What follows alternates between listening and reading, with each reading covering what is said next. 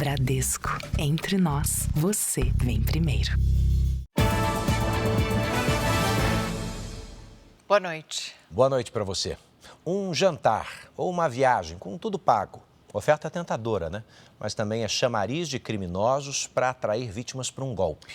Não existe almoço grátis. Quando a pessoa faz o cadastro para receber esse suposto prêmio, a vítima acaba entregando todos os dados para a quadrilha invadir o perfil e dominar a rede social. A cantora Thaís se surpreendeu ao receber uma mensagem numa rede social. O texto dizia que ela tinha sido premiada com um fim de semana pago num hotel na Bahia. Depois de preencher o cadastro e passar um código que chegou por e-mail, ela perdeu o acesso à conta e os problemas começaram. As pessoas confiavam em mim, me viram crescer, são pessoas de lá. Então, quando viram que eu estava postando, coloca R$100 para eu te dar 2.000, acreditaram. Com os dados das vítimas, as quadrilhas conseguem alterar as senhas, criar novas contas vinculadas aos perfis originais e utilizar esses acessos para aplicar outros golpes. No Brasil, o crime de estelionato eletrônico cresceu quase 20% em 2024, em comparação ao ano anterior. Para essa especialista, a segurança das contas nas redes sociais deveria ser prioridade para os usuários. As pessoas só se atentam à segurança quando elas têm um problema. Ninguém faz essa parte de prevenção. Nossa, vou procurar um profissional ou até mesmo procurar saber como funciona a segurança da conta.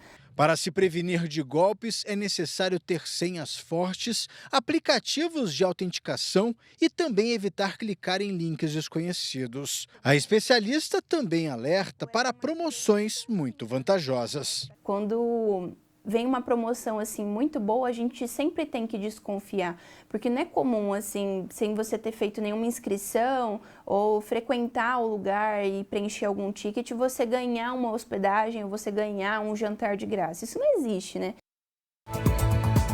Amostras de bebida vendida em bar de São Paulo tinham até 45% de metanol. 2 clientes morreram. Segundo a polícia, falsificadores compraram o produto para misturar na bebida em um posto de gasolina. Governo lança novo modelo de crédito imobiliário para atender a classe média. Trump anuncia tarifas adicionais de 100% para produtos chineses. Começa o cessar-fogo em Gaza. O exército israelense seguirá na região. Opositora da ditadura de Maduro, Maria Corina Machado, ganha o Prêmio Nobel da Paz.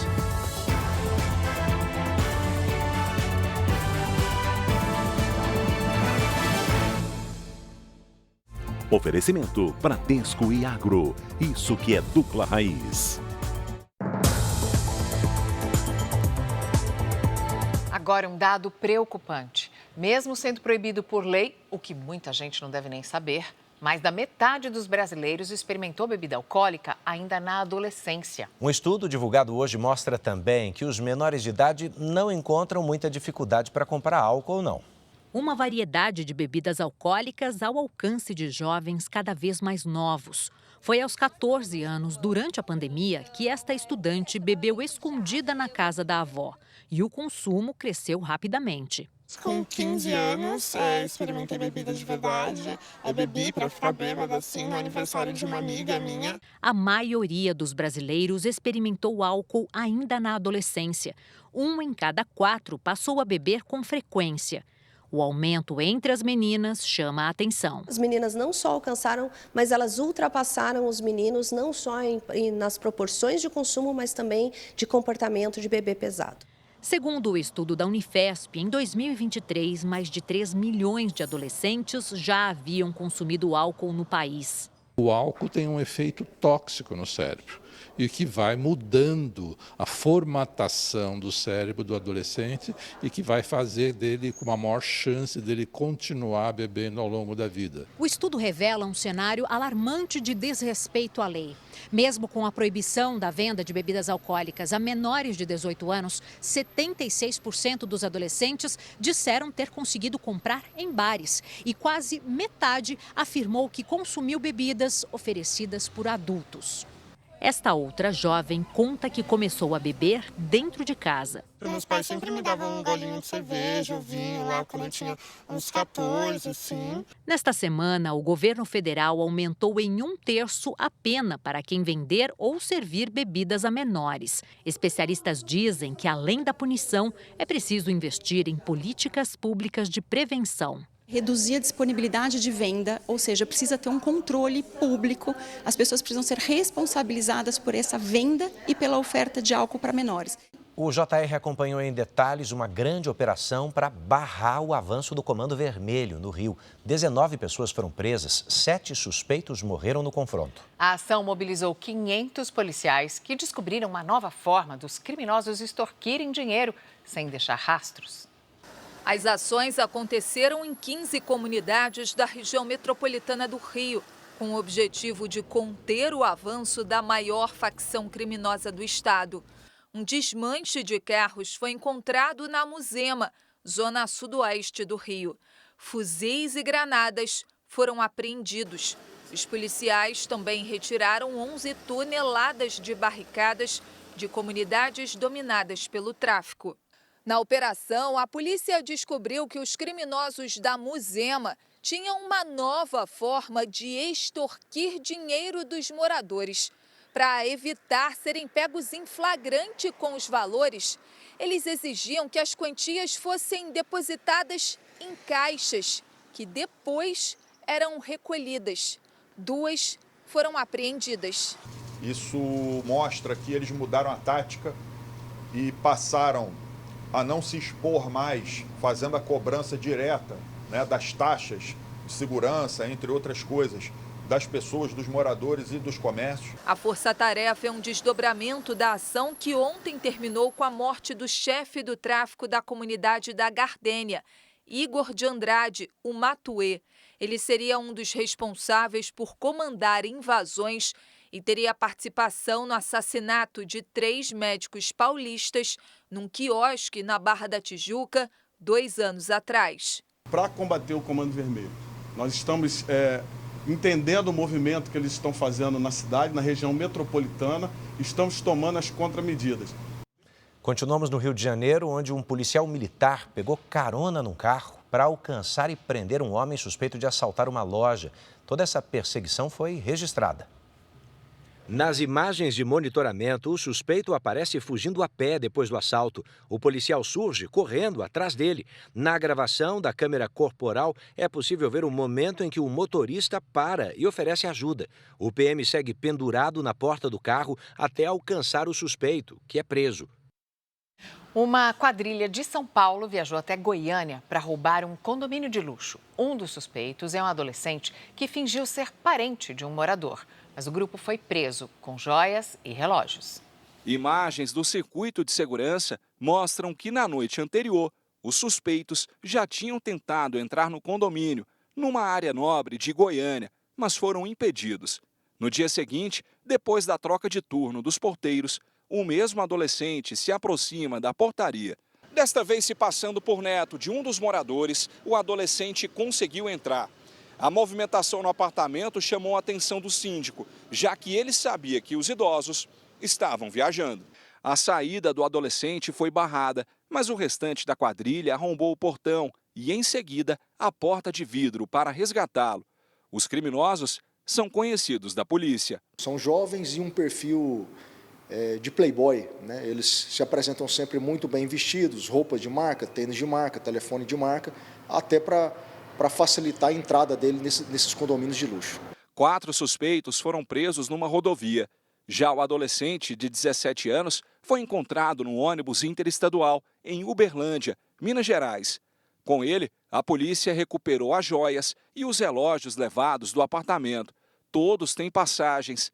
Segundo a polícia, eles saíram de São Paulo para cometer o crime. Eles deslocam não só para Goiânia, mas para outras capitais, outras cidades também, justamente para poder aproveitar dessa falha de segurança ali e conseguir ingressar nesses prédios. O cessar-fogo entre Israel e o grupo terrorista Hamas começou oficialmente hoje.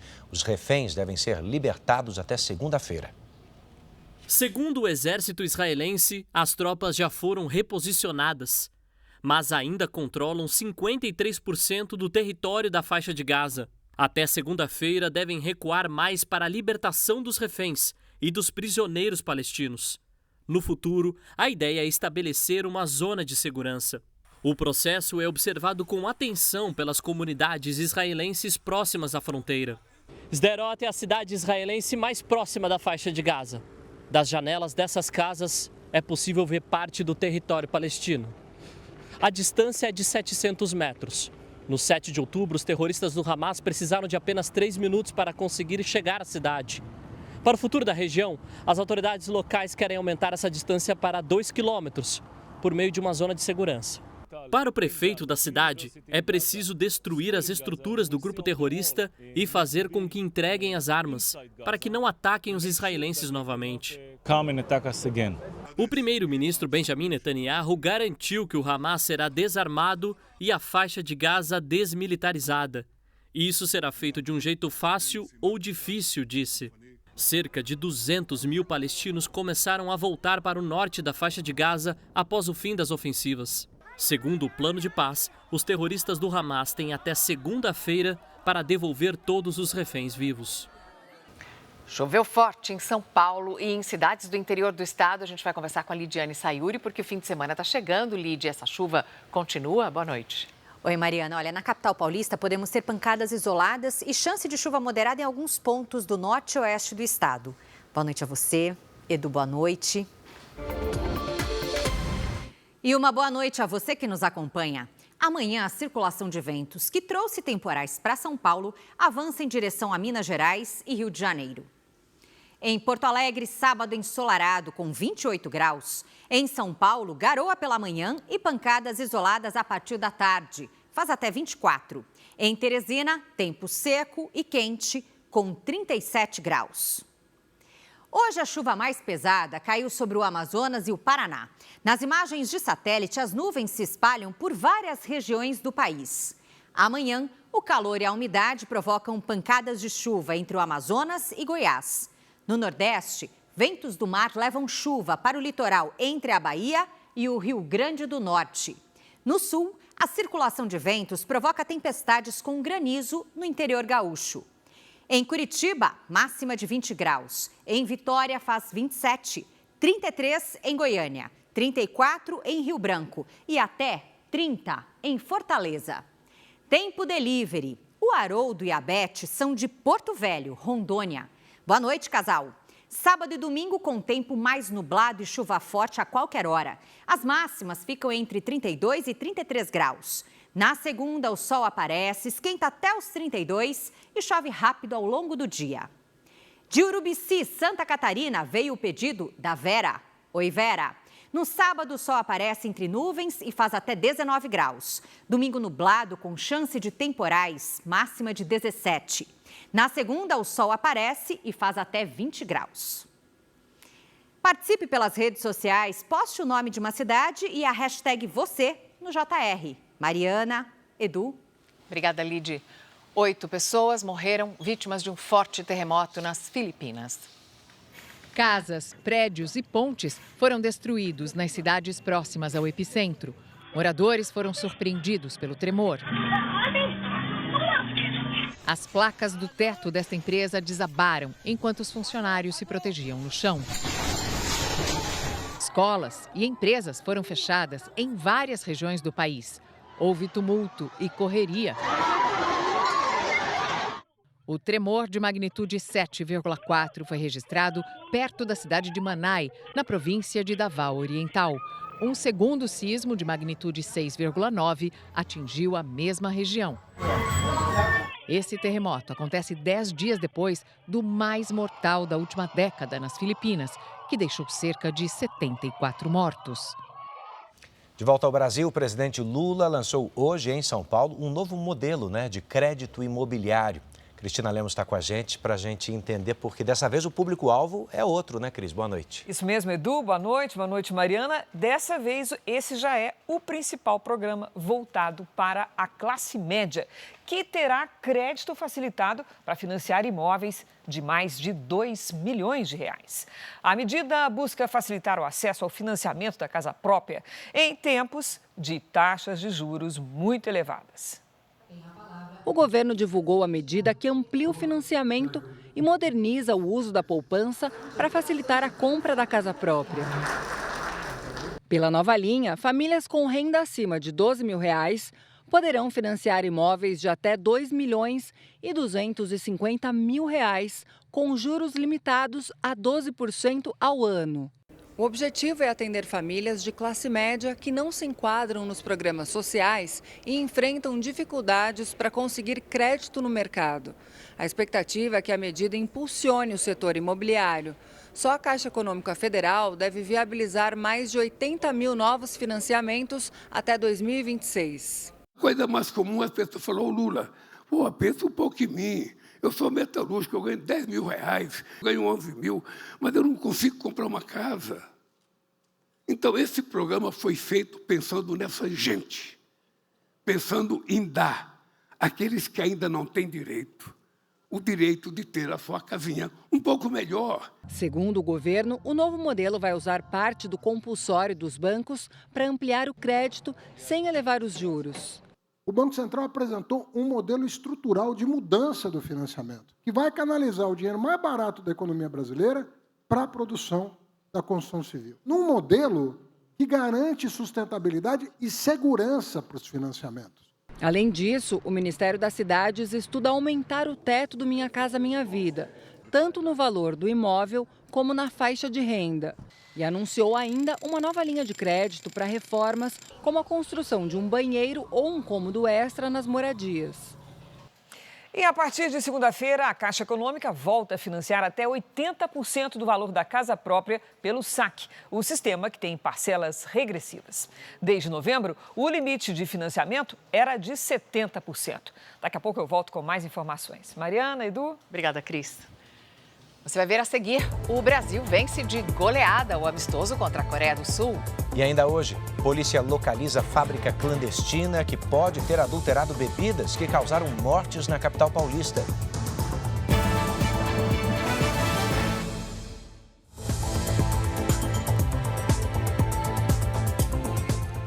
Fábrica clandestina na Grande São Paulo pode ter sido a origem das bebidas adulteradas por metanol que provocaram a morte de 2 pessoas na capital.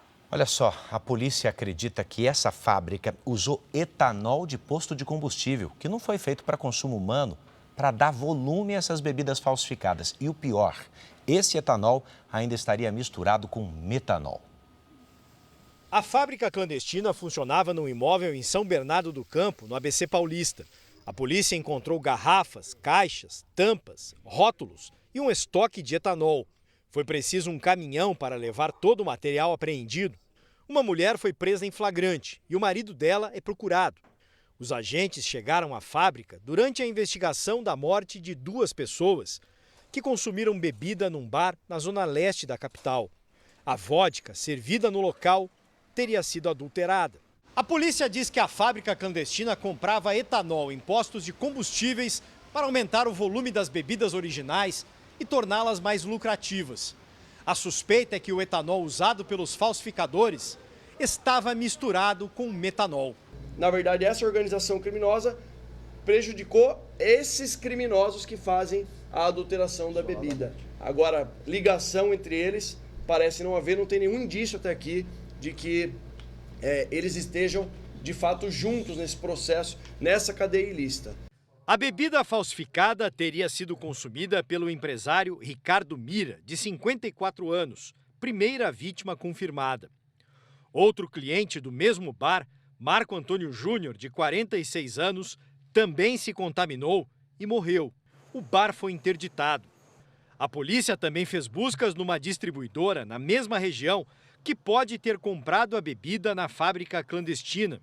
O estabelecimento pode ter revendido a vodka que provocou a morte de Bruna Araújo, em São Bernardo do Campo. Nas garrafas falsificadas, apreendidas em vários locais desde o início das investigações, os testes confirmaram altas doses de metanol. Dessas 1.800, 300 foram efetivamente periciadas. Dessas 300 garrafas, cerca de 50% delas apresentavam uma proporção de 10 a 40%, 45% de metanol. Então é uma quantidade absurda de metanol, muito grande. Já são 29 casos confirmados de intoxicação por metanol em todo o Brasil, com 5 mortes. Outros 217 casos ainda estão em investigação. E o Ministério da Saúde divulgou hoje novas orientações aos estados e municípios. Agora, as pessoas com suspeitas de intoxicação por metanol devem receber tratamento entre 6 e 12 horas depois da ingestão de bebida alcoólica, mas desde que haja persistência ou piora dos sintomas, que vão de tontura, dor abdominal, vômitos, confusão mental e visão turva, até evoluir para cegueira, coma e falência múltipla dos órgãos. Antes, o tratamento só era indicado depois de 12 horas de ingestão da bebida suspeita. A definição dos casos a serem tratados deverá se basear no quadro clínico do paciente, além do histórico da bebida ingerida e em exames laboratoriais que indiquem a intoxicação. O Ministério da Saúde já enviou aos estados e ao Distrito Federal mais de 1.200 doses de Fomepizol. O antídoto foi importado do Japão e dos Estados Unidos. São Paulo concentra o maior número de intoxicações por metanol e recebeu quase 300 unidades do medicamento. Um novo protocolo foi apresentado pelo governo paulista. Mesmo sem laudo, os peritos podem identificar a porcentagem de metanol que é tóxica para as pessoas. A análise passa por 4 etapas que incluem uma triagem das bebidas lacradas e a identificação dos elementos químicos. A iniciativa permite obter resultados mais rápidos. Um dos diretores do Sindicato dos Professores de São Paulo disse que o ataque terrorista do Hamas a Israel em 2023, que matou 1.200 pessoas, deveria ser ensinado nas escolas do Brasil. Ainda nesse mesmo evento que aconteceu na sede do sindicato, um dos convidados ofendeu a memória dos brasileiros que morreram no atentado. Ahmed Shihada é presidente do Instituto Brasil-Palestina. Durante o evento do Partido da Causa Operária, ele falou sobre o ataque terrorista do Hamas a Israel no dia 7 de outubro de 2023 e ofendeu os 4 brasileiros mortos no atentado. São bandidos importados e trazidos da Europa com nada a ver com essa terra. Alguns até brasileiros, mas foram mortos brasileiros. Mas o que está fazendo o brasileiro lá? Nessa terra? Um bandido. Durante o evento que aconteceu nesta terça-feira, um dos diretores do Sindicato dos Professores do Estado de São Paulo defendeu o grupo terrorista Hamas e afirmou que o ataque, que matou 1.200 pessoas inocentes e iniciou uma guerra, deveria ser ensinado nas escolas. É uma data de enorme importância para ser saudada, para ser lembrada em toda a história, para ser contada nos livros da história, para ser ensinado nas nossas escolas. O evento em que as declarações de ódio foram feitas aconteceu no auditório do Sindicato dos Professores de São Paulo. A instituição negou responsabilidade pelas falas dos convidados de apoio aos terroristas do Hamas. Em nota, o sindicato disse que cede o auditório regularmente para atividades de movimentos e órgãos públicos e ressaltou que não apoia a violência e não compactua com a exaltação de ações violentas. Mais preocupante ainda é o fato do sindicato de professores emprestar a sua sede, o seu local de reunião, para fazer apologia ao pior atentado terrorista da história do Estado de Israel, que matou 1.200 pessoas, sendo a maioria delas civis, incluindo mulheres e crianças. Isso é inaceitável, deveria ser investigado e, com certeza, proibido para que isso nunca mais ocorra no futuro. Em nota, o PCO disse que apoia o Hamas e que não considera o grupo uma organização terrorista e acusou Israel de promover a morte de palestinos em Gaza. No entanto, a nota do partido não faz referência ao atentado terrorista que vitimou 1.200 pessoas em Israel 2 anos atrás. Deve terminar esta noite o julgamento do ex-presidente da APAI de Bauru, no interior de São Paulo. Ele é suspeito de ter matado a ex-secretária. O corpo dela nunca foi encontrado. Após 1 ano e 2 meses do desaparecimento de Cláudia Lobo, os réus Roberto Francischetti Filho e Dilomar Batista, que trabalhavam com ela na APAI de Bauru, no interior de São Paulo, foram julgados pelo desaparecimento e morte dela. Cláudia Lobo era a secretária executiva da entidade. Ela sumiu em agosto do ano passado e o corpo nunca foi encontrado. Exames periciais indicaram os 2 colegas como os principais suspeitos do crime. A nossa expectativa é que não hajam surpresas, mas que tudo transcorra da maneira como nós estamos esperando desde o início, a responsabilização dos 2 pelos delitos que eles estão sendo acusados. Dilomar Batista confessou ter ajudado a ocultar o corpo de Cláudia. Novamente ele confessou, né? Desde a primeira vez na polícia ele confessa tanto a destruição do cadáver quanto a fraude processual, que ele adulterou a questão de um ponto do carro da APAI para esconder aquele ato que ele tinha feito. A defesa de Roberto Francischetti Filho, ex-presidente da APAI de Bauru, nega o crime. Roberto também é réu em outros 2 processos sobre supostos desvios de verbas da APAI de Bauru. Um amor proibido desafia o império mais poderoso da antiguidade. Essa é a história de O Senhor e a Serva, que estreia na próxima segunda aqui na Record. Esse romance acontece durante a inauguração do Coliseu. Imagine, um período de intensa perseguição aos cristãos. Combates mortais, inocentes jogados aos leões. Uma diversão macabra no 1º século depois de Cristo. A história de O Senhor e a Serva se passa durante o Império Romano, quando o Coliseu é inaugurado. De fato, a construção é um símbolo de Roma. Lugares como esse serviam como palco de demonstração do poder do Império Romano. O público que lotava as arenas, como a que existe aqui no Coliseu, presenciava muitas vezes cristãos sendo lançados às feras como se fosse um grande espetáculo. Jesus é o Senhor e a palavra Senhor tinha uma conotação política. Então cria uma certa desconfiança de que isso pode se tornar alguma coisa hostil ao império. O imperador é o Senhor. Houve imperadores que queriam ser cultuados como deuses.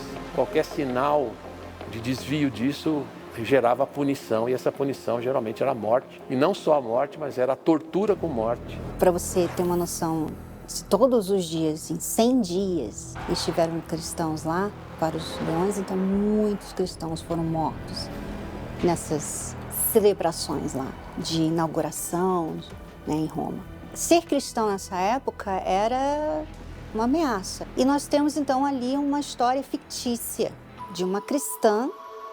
Essa cristã é a Elisa, personagem que já havia aparecido na série Paulo o Apóstolo. A Elisa, ela vem de Paulo, por isso a gente chama que essa nossa história é o spin-off de Paulo. Na trama, ela era uma menina que ajudava cristãos encarcerados. Elisa.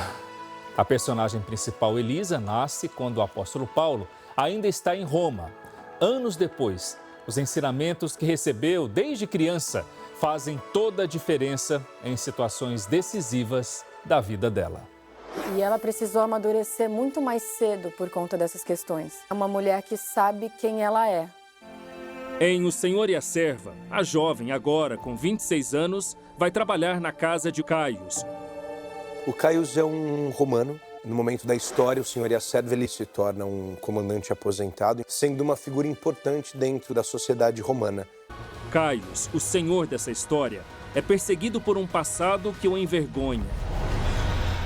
Ele era um braço direito do Titus, o imperador do Império Romano. O imperador Titus, em dado momento, dá uma missão para Caius. E a partir daí aquilo vira um trauma para ele.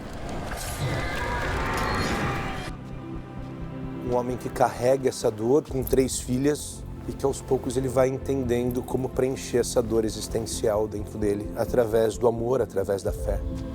Ela não se comporta como as outras pessoas e eu acho que isso desperta um lugar no Caius. O que é isso, né? Quem é essa mulher? Por que ela age desse jeito? A Elisa faz toda a diferença, mas ninguém sabe que ela é cristã. Todo mundo odeia os cristãos. Eventualmente, eles vão descobrir. A jovem cristã vive outro conflito interno entre a paixão por Caios e a fidelidade a seus princípios. Eu não queria ter me apaixonado. Eu não sou essa mulher. Então é daqueles romances que as pessoas gostam de ver e torcem para que dê certo. Então nós temos ali alguns fatos históricos e essa história, esse romance. O que você é capaz de perder pela sua fé e o que você não é capaz de perder pela sua fé. O Senhor e a Serva estreia na Record nesta segunda-feira, a partir das 21h. Imperdível. E a gente já está voltando para te mostrar como Maria Corina, principal líder da oposição na Venezuela, ganhou o Prêmio Nobel da Paz. E também, policiais civis e militares apreendem grande quantidade de fuzis e pistolas no Rio de Janeiro. O armamento era usado para ampliar os territórios do Comando Vermelho.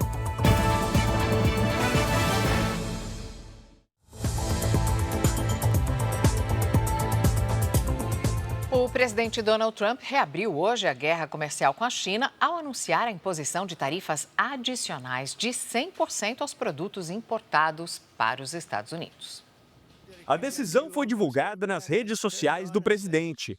Em mensagem, Trump afirmou que a China assumiu uma posição extraordinariamente agressiva ao impor controles de exportação em larga escala em praticamente todos os produtos que fabrica. Por isso, os Estados Unidos vão impor tarifas adicionais de 100% sobre a China. No Salão Oval, Trump disse que a decisão chinesa afeta o mundo inteiro e que não foi ele que escalou novamente a guerra comercial. A sobretaxa vai se somar à alíquota anterior de 30%, chegando a um total de 130% para todos os produtos chineses. A nova alíquota começa a valer em 1º de novembro, mas o presidente não descartou antecipar a data. Donald Trump ainda classificou a postura de Pequim de vergonhosa e anunciou restrições à exportação de softwares produzidos nos Estados Unidos. Mais cedo, o republicano disse que, por conta da conduta chinesa, não via mais motivo para se reunir com o presidente chinês Xi Jinping no fim do mês. A nova alíquota começa a valer em 1º de novembro, mas o presidente não descartou antecipar a data. Esses materiais são usados na fabricação de ímãs de carros elétricos, celulares e componentes de aviões de guerra. A China responde por quase 70% da mineração e 90% do processamento mundial dessa matéria-prima. Pequim ainda não comentou o aumento das tarifas. As novas ações de Trump sobre a China repercutiram nos mercados. Vem ver o índice Dow Jones nos Estados Unidos, por exemplo. Queda de quase 2%. O Nasdaq das empresas de tecnologia caiu ainda mais, 3,5%. Dos Estados Unidos para o Brasil, onde o dólar subiu hoje 2,38%. Terminou a semana cotado em R$ 5,50. E Bovespa caiu 0,73% na faixa dos 140 mil pontos.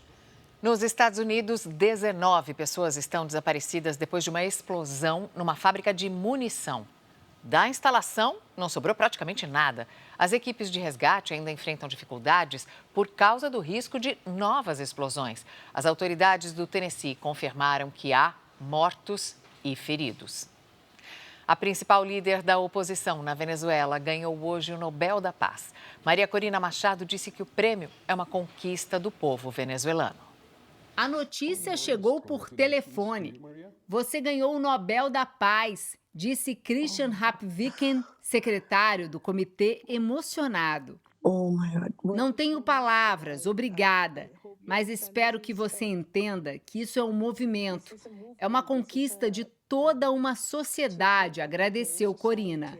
Nas eleições do ano passado, na Venezuela, Maria Corina foi impedida de concorrer, foi perseguida e chegou a ser presa.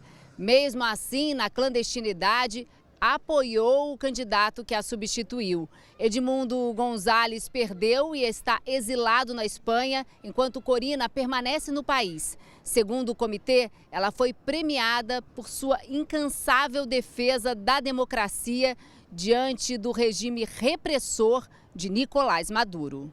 Maria Corina vive escondida. Numa rede social escreveu: dedico este prêmio ao sofrido povo venezuelano e ao presidente Donald Trump. Maria Corina apoia as operações americanas no Mar do Caribe contra cartéis de drogas, que, segundo os Estados Unidos, são liderados por Maduro. Ela foi indicada pelo secretário de Estado americano Marco Rubio. Em março do ano passado, o presidente Lula comparou a situação de Maria Corina com a dele. Eu fui impedido de concorrer às eleições de 2018. Ao invés de ficar chorando, eu indiquei um outro candidato e disputou as eleições. A líder da oposição rebateu o presidente. Eu chorando, presidente Lula. Diz isso porque sou mulher? O senhor não me conhece. Estou lutando para fazer valer o direito de milhares de venezuelanos a eleições presidenciais livres. Nicolás Maduro se declarou vencedor sob suspeitas de fraudes. Ele está no poder desde 2013. Maduro não comentou o prêmio. No Peru, o presidente do Congresso, José Geri, assumiu o comando do governo depois do impeachment de Dina Boluarte. Durante a madrugada, o Congresso aprovou o afastamento da ex-presidente por incapacidade moral. Ela é a 7ª a deixar o cargo em menos de 10 anos. Dina Boluarte havia assumido a presidência lá no final de 2022, depois da prisão do ex-presidente Pedro Castillo. Novas eleições estão previstas para abril do ano que vem. O presidente francês Emmanuel Macron nomeou novamente Sébastien Lecornu para o cargo de primeiro-ministro. Lecornu, que havia deixado o cargo nesta semana, aceitou a nomeação. Agora ele recebeu a tarefa de formar um novo governo em meio à crise política e econômica na França. A decisão é mais uma tentativa de Macron de superar a instabilidade no parlamento. Um verdadeiro arsenal foi apreendido hoje durante a operação contra o Comando Vermelho, maior facção criminosa do Rio. A gente te mostrou um pouco disso no começo dessa edição. 10 fuzis estão entre as armas apreendidas. As armas eram usadas pelo Comando Vermelho para ampliar o domínio sobre territórios. A facção tenta avançar em direção às comunidades dominadas pela milícia e por quadrilhas rivais. A operação tirou o armamento das mãos de traficantes que atuam no Morro do Juramento, na zona norte do Rio, na comunidade do Batomuxi, na zona sudoeste, e também na Mangueirinha, em Duque de Caxias, na Baixada Fluminense. O chefe do tráfico dessa comunidade foi preso. Desde o começo do ano, 538 fuzis foram apreendidos no Rio de Janeiro. Somente o batalhão de Irajá recolheu mais de 90 armas de uso restrito em posse de criminosos. A unidade atua na Zona Norte, onde há uma grande incidência de roubo de automóveis.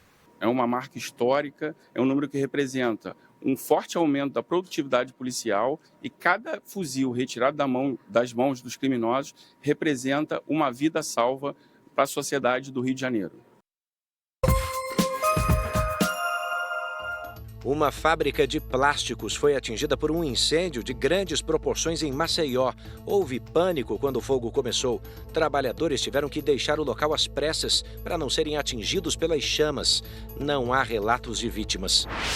Em Belo Horizonte, um ferro velho pegou fogo. A fumaça podia ser vista de longe. Moradores ficaram presos em barracões vizinhos, mas foram resgatados sem ferimentos. Agentes federais apreenderam dentro de um carro mais de 1.000 frascos de lança-perfume em Rio Bonito, região metropolitana do Rio de Janeiro.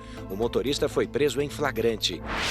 Em Jaraguá do Sul, Santa Catarina, a médica Lenise Sampaio foi condenada a 11 anos, 1 mês e 10 dias de cadeia por atirar contra o ex-marido na frente do filho, em agosto do ano passado. O homem sobreviveu, ficou com a guarda da criança. Mais de 12.300 comunidades que não existiam no sistema dos Correios, oficialmente, passaram a ter um número do CEP. O programa lançado pelo Ministério das Cidades deve facilitar a vida de milhares de famílias em todo o país. Há 4 anos, a Josiele mora nesta comunidade de Campo Grande que passou a ter CEP, o Código de Endereçamento Postal. Agora, toda a compra que faz pela internet recebe dentro do prazo. Sempre chega certinho. Aí só tem que dar um ponto de referência. Para garantir o acesso a serviços essenciais, o Ministério das Cidades lançou esta semana um programa em parceria com os Correios. 12.348 comunidades passaram a ter os endereços oficializados com o CEP. Para algumas pessoas pode ser uma coisa simples, não, mas é uma coisa muito importante, que dá dignidade e facilita a vida de muitos brasileiros e brasileiras. Só em Campo Grande são 27 comunidades catalogadas pela prefeitura. Seu Jairo, que vive numa delas, a Esperança, foi um dos beneficiados. Não é todo mundo que conhece aqui todo mundo, né? O CEP faz a diferença, sim. O Brasil registrou o menor número de famílias que passam fome em 20 anos, segundo o IBGE. 2 milhões de brasileiros saíram da situação de insegurança alimentar grave, que esse grupo agora soma menos de 6 milhões e 500 mil pessoas em todo o país. Na casa da Maria, o fogão mal funciona e sempre falta comida. Tem açúcar, café, farinha, galinha, não tem. Moradores de 1 em cada 4 domicílios enfrentam algum grau de insegurança alimentar. As regiões Norte e Nordeste apresentam os maiores percentuais. Apesar disso, o problema diminuiu em todas as regiões. A taxa passou de 27,6% para 24,2% da população, o que representa 2 milhões e 200 mil famílias a menos. Mas 18 milhões e 900 mil famílias ainda convivem com algum tipo de insegurança alimentar no país. O levantamento mostrou que a situação mais grave é quando a falta de comida chega a casas com crianças e adolescentes de até 17 anos. De acordo com o IBGE, o país atingiu o menor número de pessoas nessa situação em 20 anos. Mas ainda são 6.480.000 brasileiros. O efeito da falta ou da restrição de alimentos ou da fome para uma criança ele é muito mais severo, compromete o crescimento, compromete o desenvolvimento cognitivo. Os dados fazem parte do estudo sobre insegurança alimentar da Pesquisa Nacional por Amostra de Domicílios. Lindaura mora com o marido em uma comunidade em Salvador. Sem trabalho fixo, o casal sabe bem o que é a falta de alimentos dentro de casa. Tem dia que a gente não tem, a gente tem que beber água e comer alguma coisa, sem farinha, né? Para não ficar sem alimentação. Você sabia que o peixe-boi, declarado Patrimônio Cultural e Natural do Pará? Esse reconhecimento reforça a importância de preservar uma das espécies mais ameaçadas da Amazônia e também garante mais apoio para as pessoas que trabalham na sua proteção. O trabalho no Centro de Triagem e Reabilitação de Animais Silvestres é delicado. Muitos filhotes chegam órfãos ao local. Na maioria das vezes, as mães foram mortas durante a caça ilegal. Esses animais em vida livre, eles ficam com a mãe até em torno de 2 a 2 anos e meio mamando e já aprendendo a comer os capins aquáticos corretos. Um peixe-boi adulto pode comer até 30 quilos de vegetais por dia. Em cativeiro, a equipe do centro monitora a alimentação para garantir uma dieta equilibrada. E quando os animais atingem um peso suficiente, eles estão preparados para irem para a próxima etapa, que é a pré-soltura. Eles ficam dentro de rios ou lagos, se adaptando ao local para aí sim voltarem para a natureza. Para ajudar na preservação da espécie, o Pará reconheceu oficialmente o peixe-boi da Amazônia e o peixe-boi marinho como patrimônios culturais naturais de natureza imaterial. Traz essa luz para a sociedade, para o reconhecimento, para a conservação, para mudanças da cultura em relação ao peixe-boi. A nova lei garante prioridade às medidas de conservação dessas espécies e destina mais recursos aos centros de reabilitação. Também prevê ações de fiscalização para coibir práticas que coloquem em risco a preservação dos peixes-boi. A gente fica por aqui, mas à 00:30 tem mais Jornal da Record com Cristina Lemos. Você pode assistir a edição de hoje no Record Plus e em todas as nossas plataformas digitais. A programação da Record está ao vivo de graça no Record Plus. Fique agora com o último episódio de A Vida de Jó. E logo depois de Reis, tem A Fazenda com flashes ao vivo da festa. Não perca. Uma boa noite. Boa noite para você.